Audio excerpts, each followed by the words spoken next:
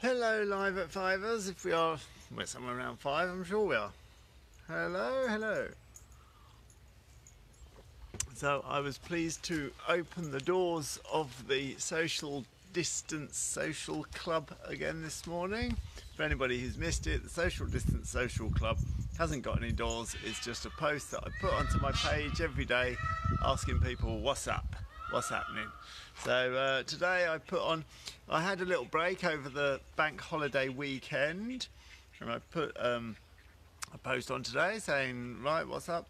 And the responses have followed a pattern. It's really interesting. I think I've done it 16 times, and the responses have followed quite a pattern. So this is clearly some stages of coronavirus, or as I say to annoy my wife, coronivorous. So if you'd like to join me in that'll entertain me. Yeah, the coronivorous processes that people go through. So if you look down on today's social distance social club, you'll see that the answers are generally, as I've put in the description, I'm depressed, I can't ride my horse, I'm not getting anything done. So I thought I might as well do a quick live at 5 and just see if we can't address some of these things. So, not getting anything done, curiously, the days are all, well, for myself, the days are all flowing one into the other. There seems to be no difference between one day or another.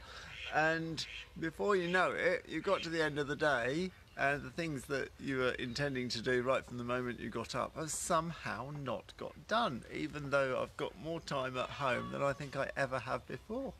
Go figure. It's a little bit along the lines of horses are my work, my profession, I simply have to do it. Whereas if they were my leisure, maybe that amount of work, that amount of bite sizes, that amount of dealing with my anxiety, that amount of working through the social pressures all around me, making a new relationship with my mum who brings me down because she's frightened of her horse, or I don't know, all those things, it's work. Everything that I include in my book, every strategy, every mental strategy, changing your thinking from, instead of saying, oh, sorry horse, it's me again, into something a bit more positive, involves getting rid of those cliches and stopping and thinking I could think something more positive here, which is work. Everybody knows when you concentrate all day, you're tired. It's effort.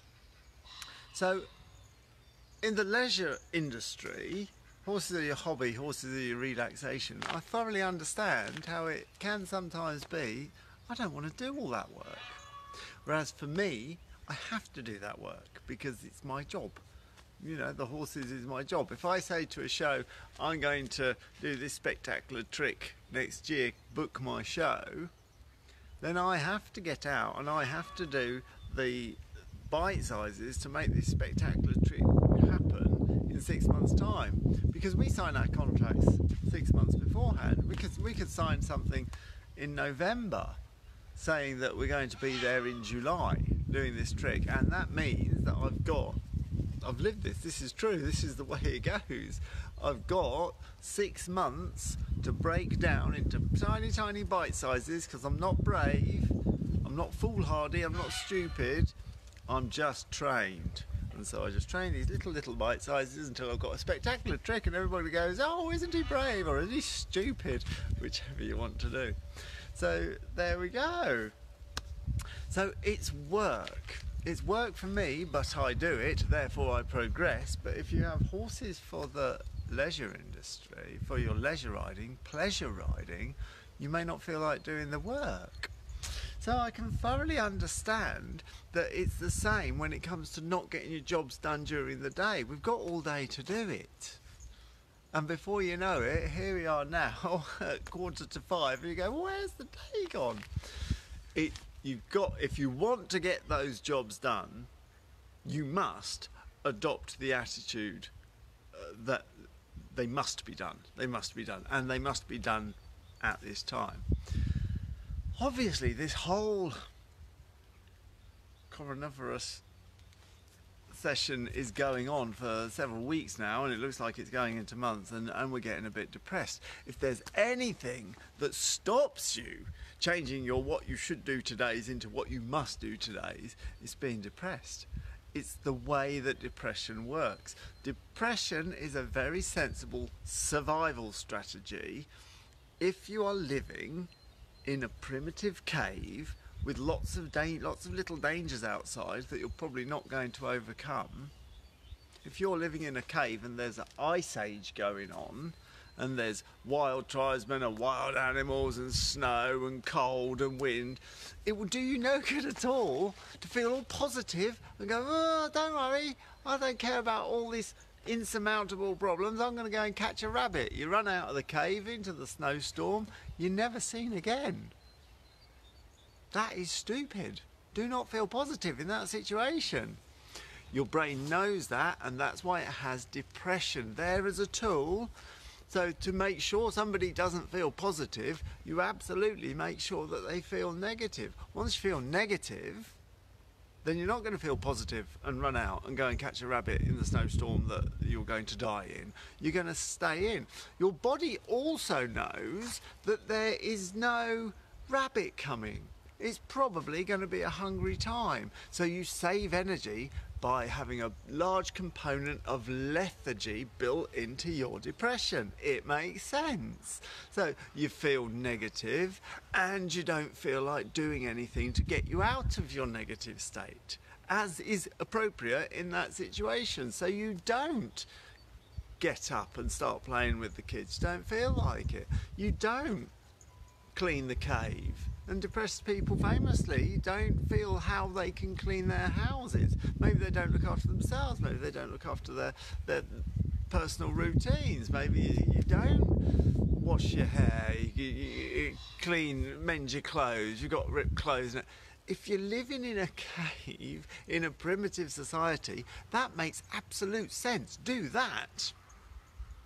But we're not.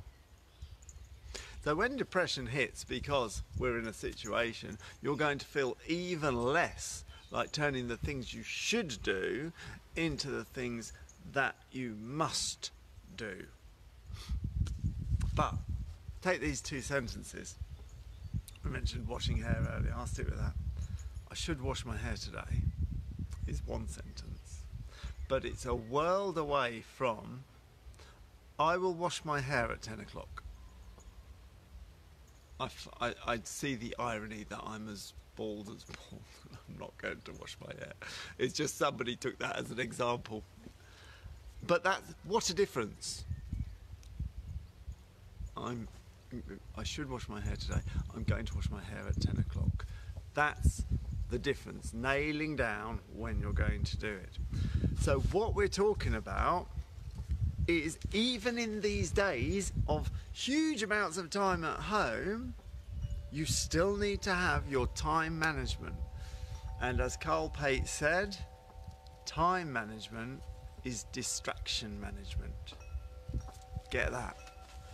Distraction management is time management. Instantly, you know that the man's talking sense. Carl Pate is a time management and productivity specialist who has contributed to the Mounted Division Rider Confidence Ultimate course in the time management section. He's written a book called Making Shit Happen, and as part of the Mounted Division Ultimate Rider Confidence course, I've had an interview to introduce him, which I have put on this page. So if you just go down, you'll see two baldy blokes chatting to each other. I'm one of them. The other one is Carl Pate. Have a watch. It is full of little knickknacks and tricks and tips and ways to make the should into the must with a time is one of the hints, and there we go. If you do that, if you plan tomorrow to not be like today, which means sit down today and plan tomorrow. Plan tomorrow to not be like today, tomorrow won't be like today. And then those little things that are your shoulds have become your musts, and you've planned and you've done them, and so on and so on. So have a look at that. Putting up the interview with Carl was one of the responses that I gave from the social distance social club responses this morning. So we've got that. We must take control of our distractions. The subtext being we must take control of our time. The subtext of that being we must do the things that we need to do that we are currently saying we should do. I hope this makes sense. So there we are. That's one of them. The second theme that came through is people are depressed and not doing the things that they should do because they can't ride their horse.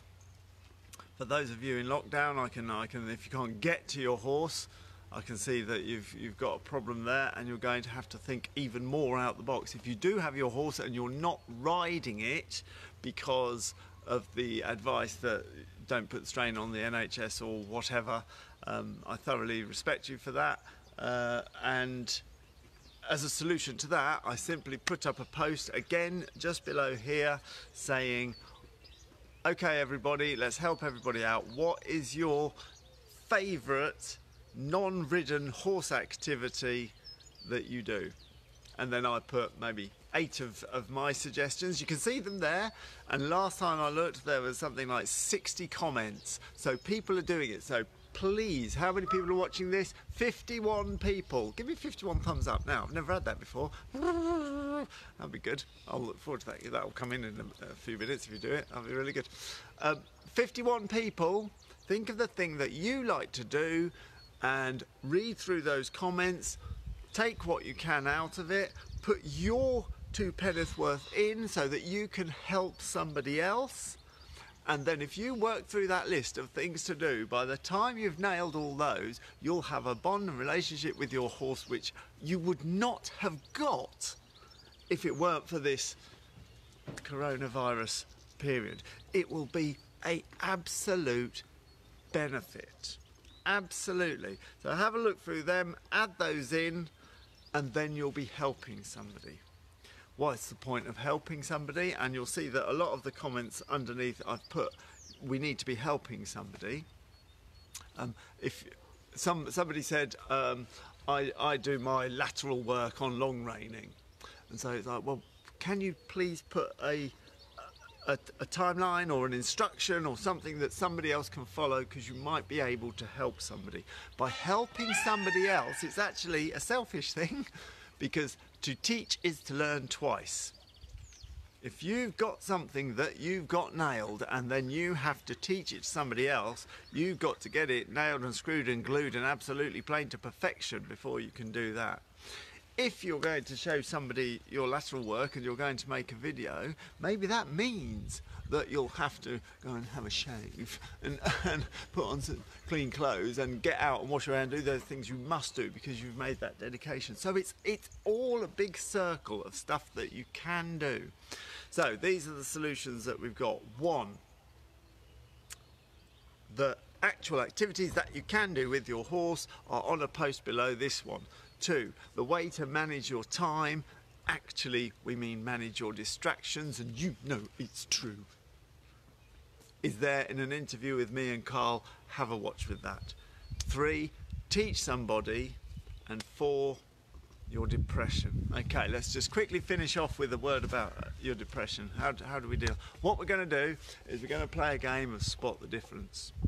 So I've just given this little presentation on my live, and if you took that to heart, if you took everything on it to heart and you helped somebody and you made a little video or a little written plan or some drawings about your horses and you helped somebody, you added to the enthusiasm of doing new things with horses on the ground so people don't have to ride, and you felt really good about that. And let's just say that you went to sleep, and while you were asleep something clicked in your brain which made your depression not only go away but do 180. So you might be feeling worse than 0. You might be feeling -10 at the moment because of the situation. But let's just imagine that You watched this video, you got inspired, you went to bed, and something clicked in your brain, and that -10 turned to +10. Imagine that. Nothing's changed, no magic's happened, the virus hasn't magically disappeared, the pubs aren't magically open, we can't magically go to the beach. But something changed. I promise, if you took that, did your distraction management, came up with your teaching, helped some people, became aware of everything that's good, every time when you feel guilty, you know that thing about, I think about how much worse it could be, but that doesn't make me feel any better. No, it doesn't make you feel any better, because you're thinking about how much worse it can be. All you're doing is thinking about how bad it is now, how much worse it could be, and how awful you are as a human being for not feeling good about that. It's mental. Fact is, the feeling selfish and guilty because it could be so much worse and you're not appreciating it is a negative version of gratitude, of mindfulness. Look at this beautiful sun. I'm not saying it could be raining. I am literally enjoying the sun on my face. I am grateful.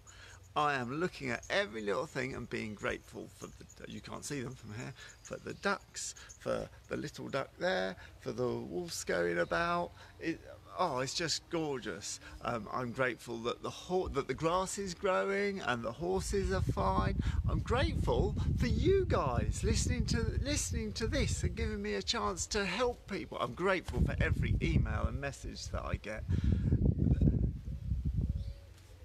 It's a world away from it could be so much worse, but at the same time comes from the same root, the same desire to be kind to the world and yourself. So let's imagine that you've gone to sleep, something's changed in your brain, nothing else has changed, and you woke up feeling a 10, feeling grateful, applying the distraction management and thus the time management, helping somebody else. Now, if you live that day at +10, that would be clearly different to the day that you'd live at -10 if I hadn't made this video, you hadn't taken the time to watch it, you hadn't taken the inspiration to make forward a plan. That day would be different. It would be different. It would be diverging right from the start. +10, you're going to feel like getting out of bed and getting this whole program started. You might have written down something the night before, planned your day with the times, which is where I started this. +10, you would be different. Nothing's changed. You haven't won the lottery. But the day would be different. It would start to diverge. Spot the difference. What? You could even get a piece of paper, write down, what would the difference be? What would the not, I'd be happier, but what would you actually be doing? It would be physical things like, I would be getting out of bed earlier, I would be writing on this bit of paper, I would get this pen, I would divide it up into this many columns. That's what I'd be doing if I was a 10, whereas if I was a -10, obviously, I'd still be in bed. I might even find that being that much more efficient, getting into the shower and getting myself prepared for this video that I'm going to make, or this plan that I'm going to write, or things, means that actually I'm a little bit earlier. And I do actually have time to phone my sister and see how she is, which I wouldn't have time for. And I've been should phone her for the last 3 days. And then your sister's going to notice. And they're going to go, oh, you sound a bit better. And you're like, yes, well, I've only got a few minutes, but I just wanted to check in. And then you're going to feel good about yourself. And what else would you do? Not the, well, I'd feel good about myself, so I'd be smiling. But I would be phoning my sister. I would be writing on this paper. I would be doing this thing. I would be doing that thing. These people would notice the actual physical things. We're not talking emotions. We're talking about the actual physical things that your arms and your legs and the words and the thoughts would be different. If you can nail those and imagine those as hard as you can, then you will find tomorrow that you will start behaving in the way of a person who is at a +10. And that's how to beat depression. Constantly thinking, if I was a 10,